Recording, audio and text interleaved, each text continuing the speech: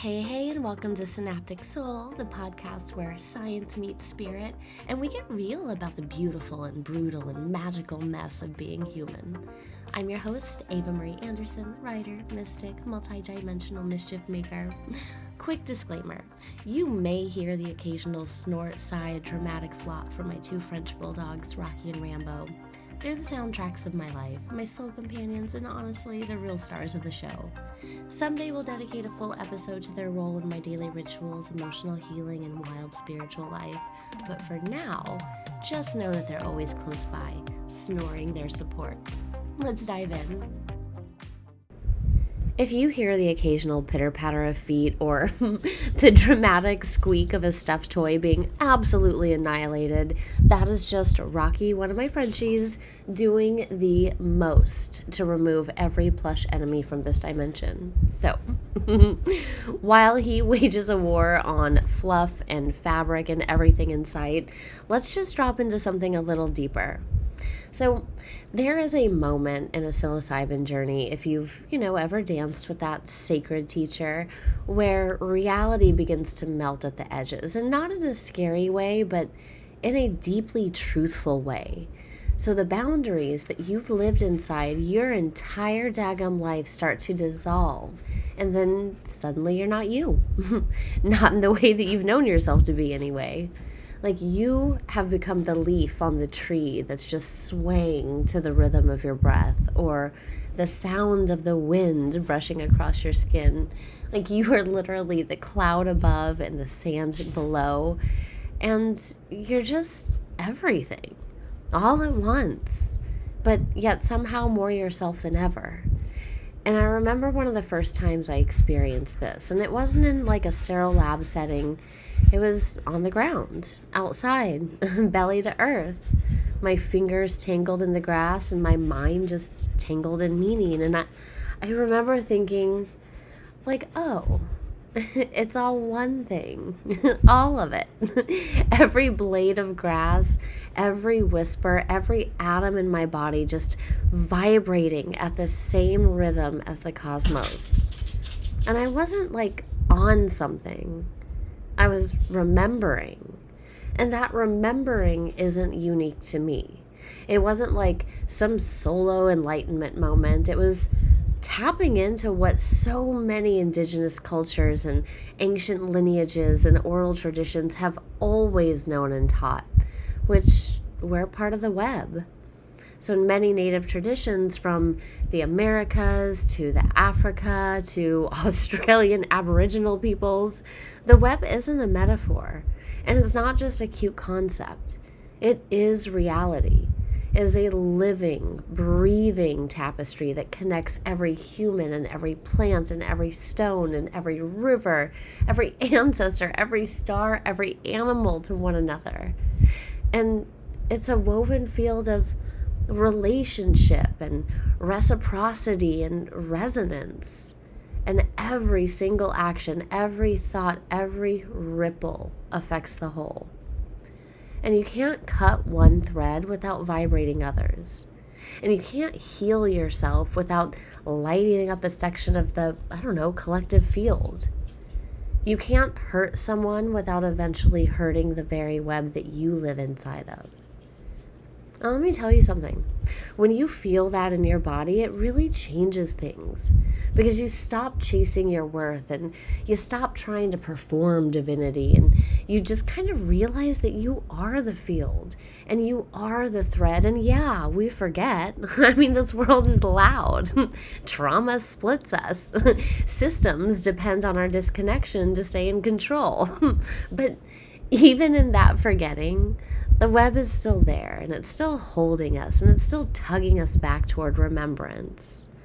So this episode is kind of a coming home, and not to an ideology or like religion or anything like that, but to the truth that you're not alone, and you never were, and you're just part of the all. And the more that you live like that's true, the more the world begins to shift.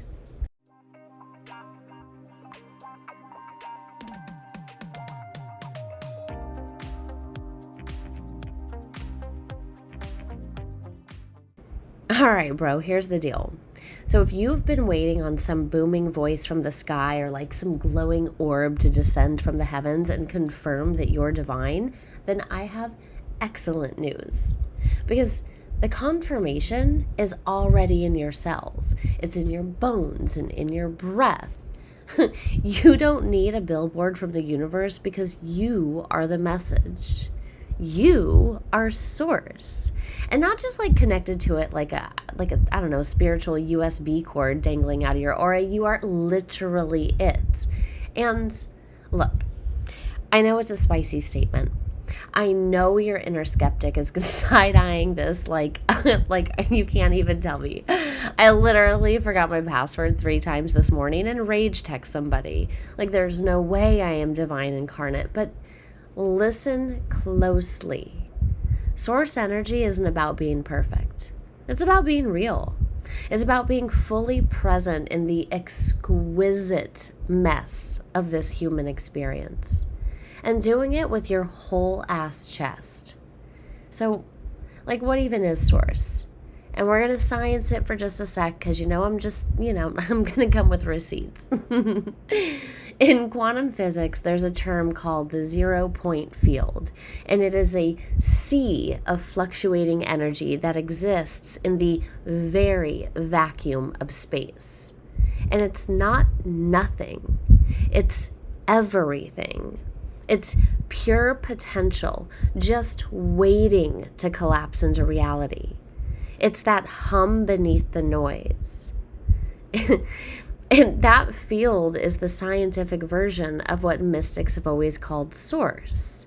And now we'll take that and we'll mix in a little biology, because your body, this thing that you live in and maybe sometimes even resent, is made out of particles that were birthed in the hearts of dying stars. And I am not waxing poetic here.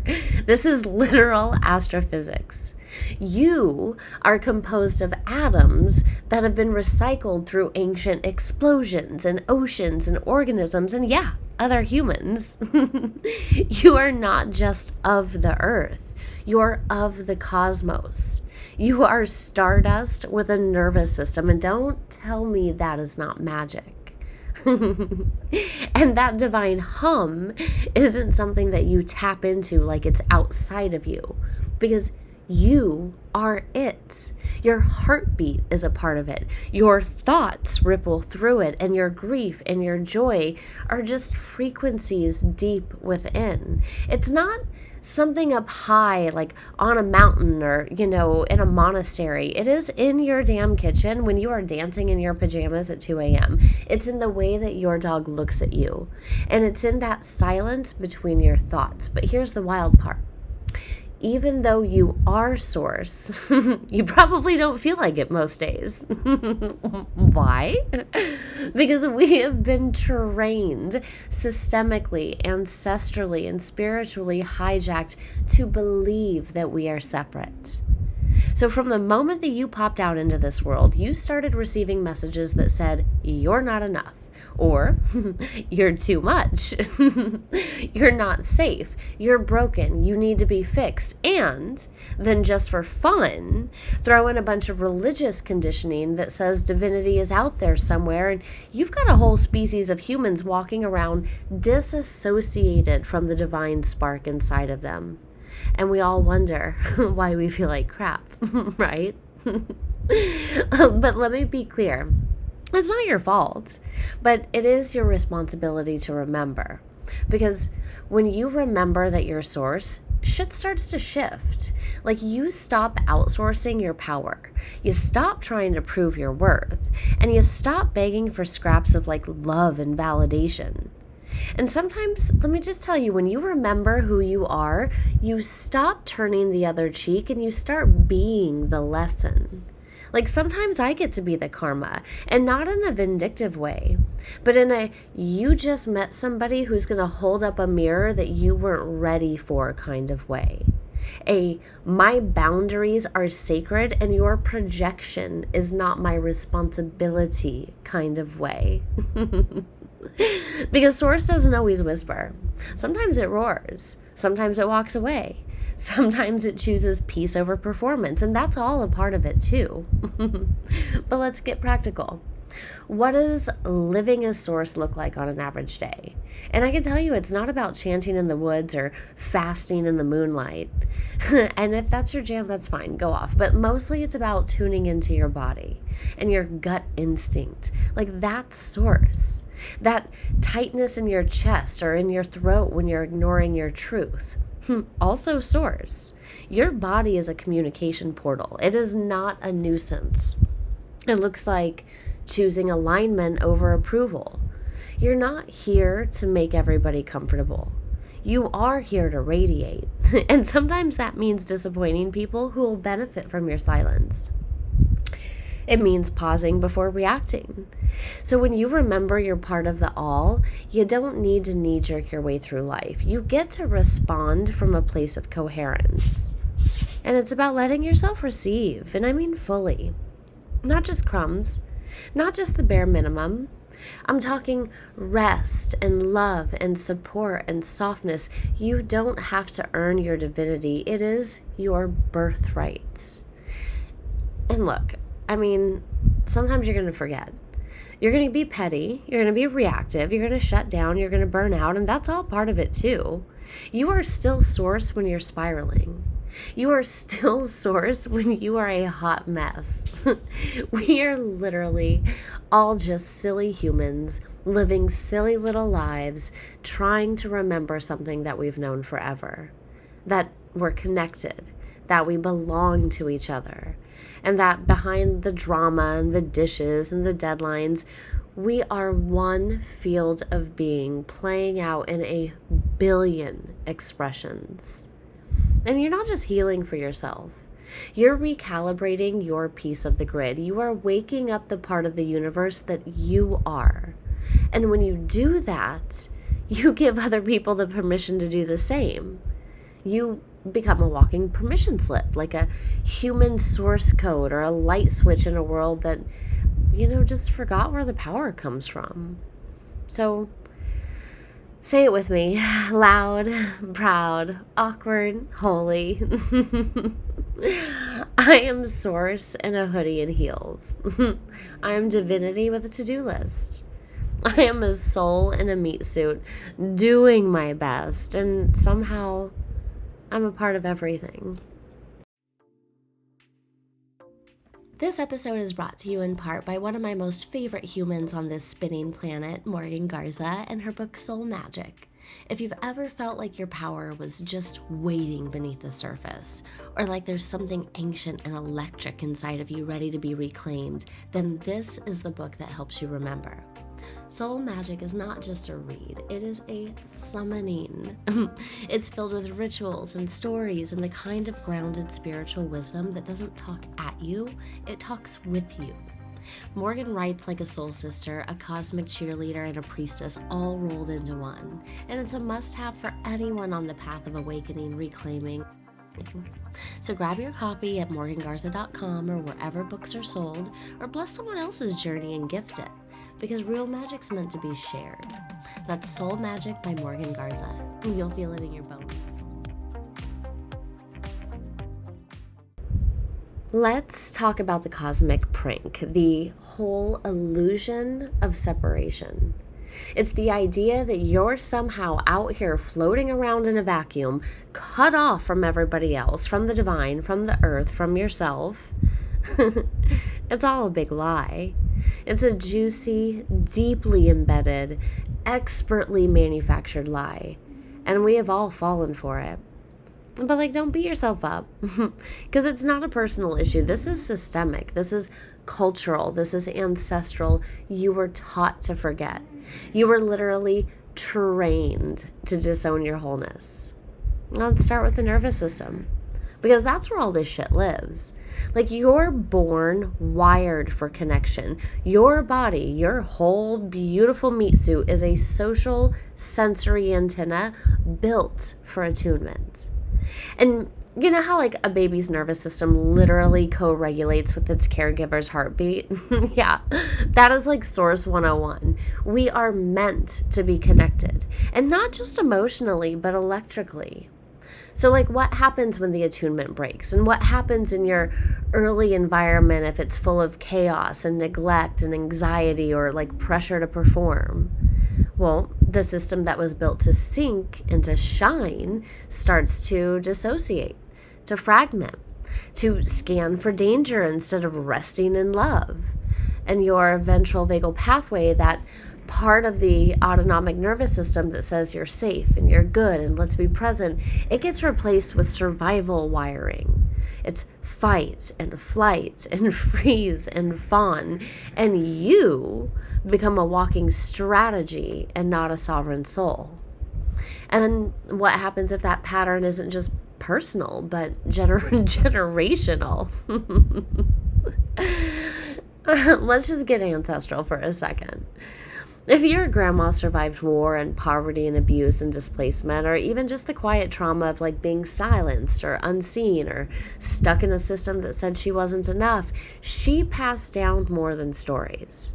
She passed down epigenetic markers, those biological switches that tell your DNA stay small and stay safe and don't open and don't remember. And it's not just your brain forgetting, it's your cells, but those cells are reprogrammable. And hold that thought, we're going to come back to it. But first, I want to layer onto this all of the giant social gaslighting machine that we lovingly call modern society. Like, you want to sell people endless shit that they don't need, make them believe that they're empty. If you want to control people, convince them that the divine is separate from them and only accessible through rules and punishments or an expensive spiritual retreat in Bali. Want to profit off burnout? Glamorize the hustle culture, the whole productivity addiction, and the whole spiritual bypassing. Oh God, so many years I devoted to that machine. Ugh. It is no accident that we have all been conditioned to see ourselves as fundamentally disconnected, like from nature and from our bodies and from each other and the cosmos. And if you think you're broken, you are easier to manipulate. If you think you're alone, you are easier to divide. And if you think you're powerless, you're never going to remember that you are source. But like, here's where it gets spicy. Because this isn't just abstract theory. It shows up in your daily life. It shows up in that reflex that you have to apologize for existing, and not just people pleasing. That's just inherited survival strategy. Or like that urge to fix everybody around you before you take care of yourself. Not just empathy. That's generational codependence dressed up as compassion. Or that ache of loneliness even though you're surrounded by people. And that's not trauma of disconnection. It's not a flaw in your personality. And your nervous system didn't choose it, but it did adapt to it, because that's what we do. We're humans, we adapt. And sometimes in that adaptation, we lose track of our wholeness, and we split ourselves into roles, and we armor up, and we just disconnect from our body. We become experts in survival and amateurs in joy. But just because you were trained to forget doesn't mean that you can't remember. Your biology is not your destiny. Neuroplasticity is real. Your brain can change. Your cells can rewire. Your body can learn to trust again. But you just have to stop trying to like ascend out of your humanity and just start descending back into it. Integration, not escape, is how you get back to source. But let's get practical. What does it look like to become like remembering? Well, you start naming the lie. You start catching the moments your inner voice says I'm alone, or I'm not enough, or I'll be safe if I'm quiet. And you just start to understand that it's not your truth. That's your programming speaking. Taking conscious breath is like the original portal. Every slow inhale is a yes to life. Every exhale is a little fuck you to the systems that want you small. And get into your body. Dance, walk barefoot, shake, cook. Just anything to bring you back into the field of unity, because that's what sensation does. Embodiment is divinity. And connect, genuinely. Eye contact, laughing with friends. letting somebody hold you when you cry. You don't have to do it all alone. That's source remembering itself. It's the web reweaving. And stop spiritual gaslighting yourself. Like, truly, if you're sad, be sad. If you're angry, be angry. Emotions are sacred. Stop trying to be high vibe all the time. It's just, I don't know. We don't shame from the shadows here. We use those shadows for alchemy. And look, there's going to be days when it all feels like too much. And there's going to be days where you forget again, and days when your nervous system says, nope, not today. And let me tell you, that is not failure. That's the rhythm. It's the spiral, and it's you being human while also being divine. Because look, we're just silly little humans living silly little lives, screaming into the void, texting our exes, and somehow we are still being literal fragments of the all. And that's kind of hilarious. And it's kind of beautiful. And it's a little deeply inconvenient, but it's also kind of perfect. Like, you don't have to earn your way back to source. You are source. You're just doing human things and forgetting and then remembering in waves. And know that every time you choose presence over performance and truth over trauma and connection over control, you just remember a little more.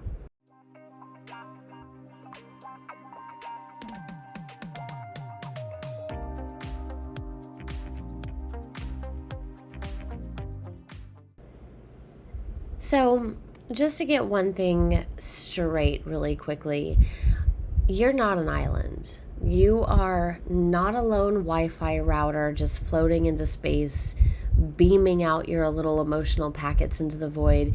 You are a node in a collective energetic web, a living, breathing frequency broadcaster, and your thoughts and your emotions and your intentions don't just stay tucked inside of your brain, but they ripple out and they ripple far.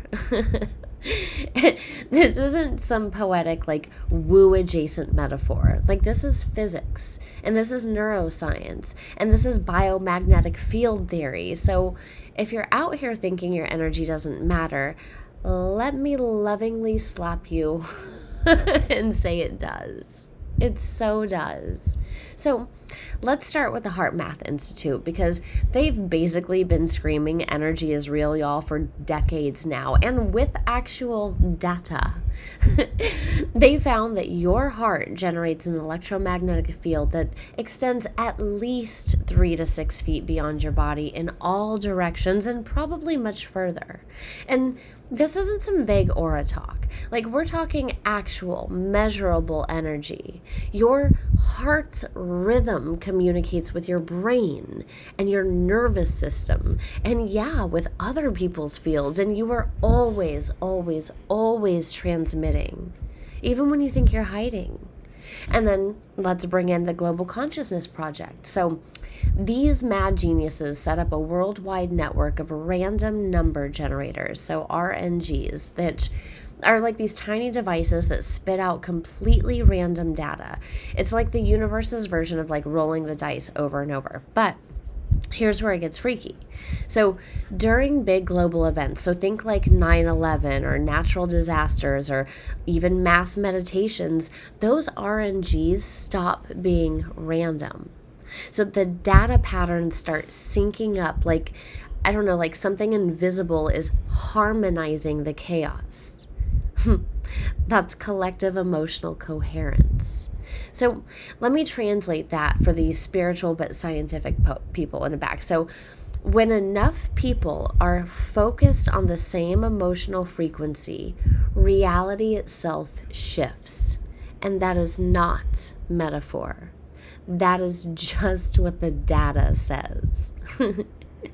So your vibes matter. But let's just take this further, because you're not just plugged into some, I don't know, abstract cosmic power grid. You are actually a part of the living, breathing morphic field.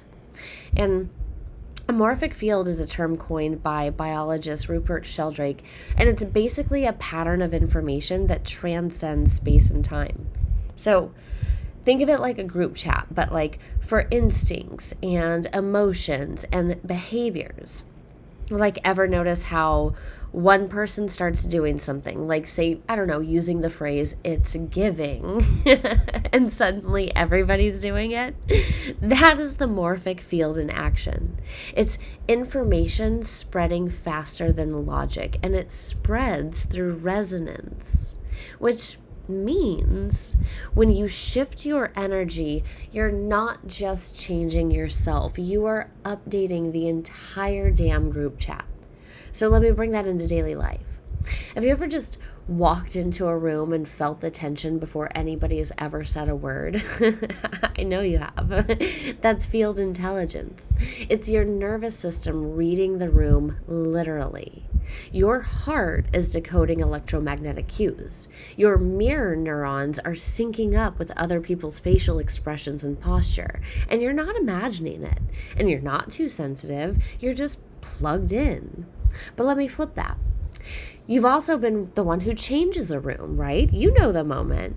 You walk in grounded, open-hearted, unapologetically embodied, and people start to soften and open and match your frequency.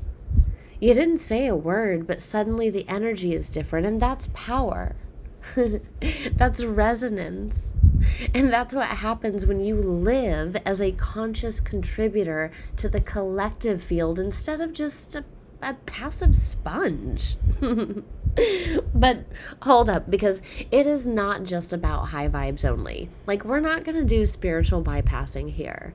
The goal isn't to be positive, but the goal is to be coherent. And coherence means that your thoughts and your emotions and your body are working in harmony.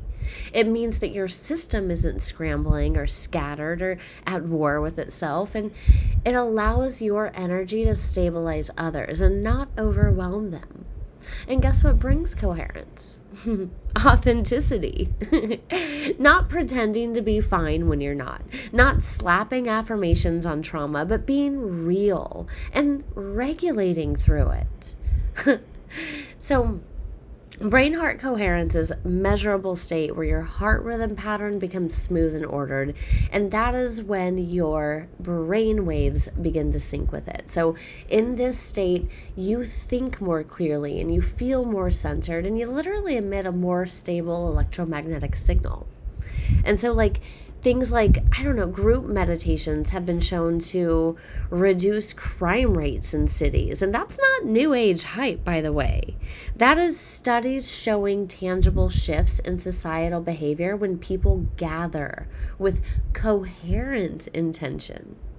And then you've got quantum entanglement, which says that particles, once connected, will remain linked across time and space no matter how far apart they are.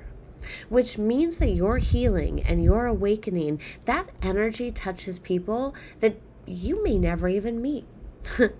So yeah, your morning meditation, or your decision to breathe instead of scream, or your brave ass choice to forgive somebody who didn't deserve it, well, that shit echoes. It lives in the field and it changes things.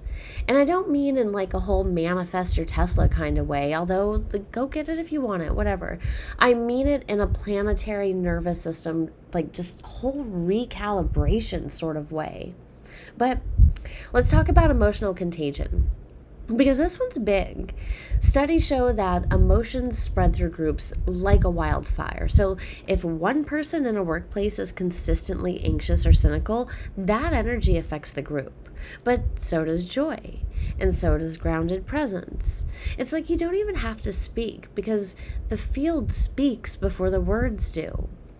So the question becomes then, what is it that you're broadcasting?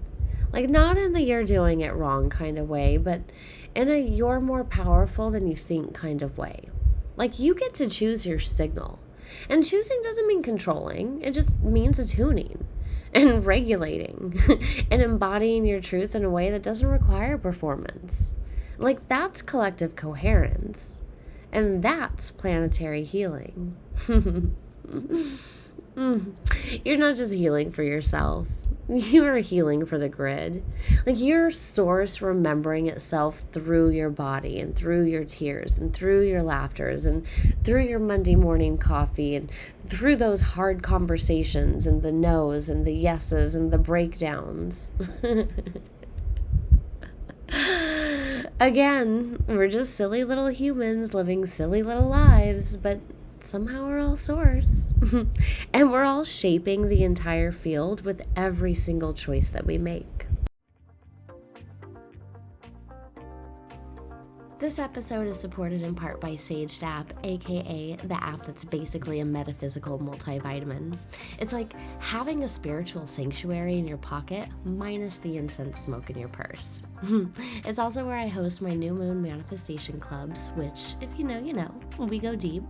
So if you're ready to stop doom scrolling and start soul scrolling, download Sage in the App Store or Google Play and then step into a more intentional, magical version of your day. That's SAGED, like Sage, but with an app. Back to the episode.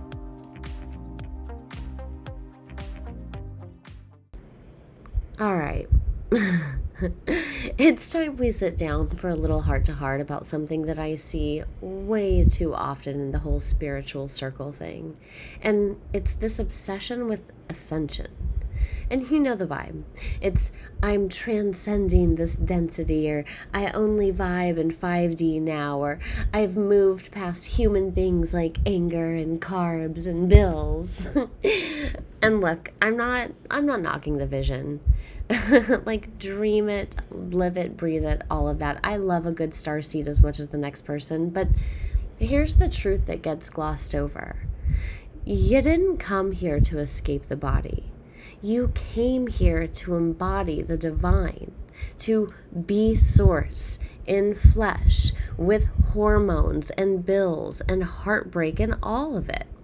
So ascension without integration is just spiritual disassociation dressed up in, like, I don't know, moon water and flowy gowns. And look, I've been there. I have floated all the way up into the stratosphere trying to bypass. I've journaled and I've saged and I've mantraed my way without actually feeling shit. And I told myself I'm above certain things when I was really just terrified about being in my body long enough to just sit with what was real, what was actually happening in my life. But Source isn't asking you to float away. Source is asking you to land and to root and to get so deeply into your human experience that you realize heaven and earth were never separate in the first place. And that is the gig. That's integration. It's that slow embodied practice of becoming the version of you who remembers, and not just intellectually, and not just during a sound bath, but in your kitchen and in your text messages and in your relationships and in the mirror on your worst day. And so what does that look like practically? Well, we'll start with your nervous system, because if we're talking about integration, then we're talking about your body's baseline experience of safety. Because when we're unintegrated, we're often in fight or flight or freeze or fawn mode without even knowing it. And we might be performing spiritual rituals where our bodies are saying, I'm not safe here. And that's why some people can go to like all the retreats and read all the books and they still feel like crap. Because if you're not tending to the part of you that holds the fragmentation, your body, then you're just basically painting over the cracks. And integration means that you build capacity and not just clarity. You can understand your trauma all day, but if you don't have the nervous system capacity to stay present when it resurfaces, it's going to rule your energy field anyway. And so, things that you can do, gritty, boring, beautiful, whatever you want to call it, but great practices of integration are doing a body scan. Just, where am I? What am I feeling? Can I be with this? Maybe you do like cold plunges for your nervous system, if you like torture. Or you can do more gentle things like humming or singing or shaking. You just pause to send those signals to your body that you're safe. And then I don't know, speaking of pause, actually pause before reacting. So like take a micro moment between stimulus and response. When you like take a beat and you breathe and you choose instead of a knee-jerk reaction, then you're basically a quantum sovereigntist. Like you might as well just ascend up to God. Oh God, take your walks, your wiggles, your stretches, dance, do all those things and do it all honestly, like radical honestly. Integration also looks like not ghosting your human life while you just chase spiritual highs. It means showing up for your finances and your friendships and your shadow work and your inner child. And it means feeding yourself and drinking water and unsubscribing from people pleasing and sleeping when your body begs. Saying no when it's easier to say yes. That's integration. It means being okay with cycles. You might go through a week of feeling deeply plugged into Source, and then you spend the next two crying on the bathroom floor because, you got activated by a text. And that doesn't mean you're back at square one. It just means you're walking the spiral. And that's how real healing works, and that's how timelines shift. It's not about never getting triggered. It's about building a life where triggers become your teachers and not tyrants. Your brain has the ability to rewire itself just based on repeated experience. And this is where integration is where that rewiring really just locks in. Because when you pair awareness with a new behavior, like choosing presence over panic or embodiment over escapism, you're just laying new neural pathways. You're building new roads in your brain that say, I know how to feel safe while being whole. And over time, that becomes your new normal. Let's talk about identity shifts, though, because one of the most uncomfortable parts of integration is that you will outgrow people. And you'll outgrow some patterns and some performances that used to feel like home as well. You'll start noticing when you're pretending or when you're shrinking or when you're giving your power away. And then you have to choose again and again and again between safety and sovereignty. And that's where a lot of people wobble. Because let's be real, it's hard to say that, especially to yourself, but to others as well, that this version of me no longer fits. Whatever that version is, you weren't born to be digestible. You're born to be divine. And sometimes stepping into your next level self means being misunderstood by people who are committed to the old version of you. Sometimes you have to be the disruption. Sometimes you get to be the karma.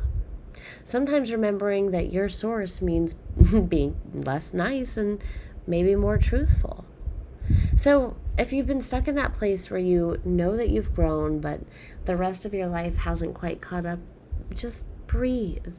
Because that's the in-between. That's that cellular upgrade. And it's integration in real time. If you loved this episode, be sure to hit that subscribe button and leave us a glowing review. It helps more beautiful souls like you find this space. Because your words matter, your energy ripples, and every review is like a little spell of support for the Synaptic Soul mission. So until next time, stay curious, stay cosmic, and keep waking the F up.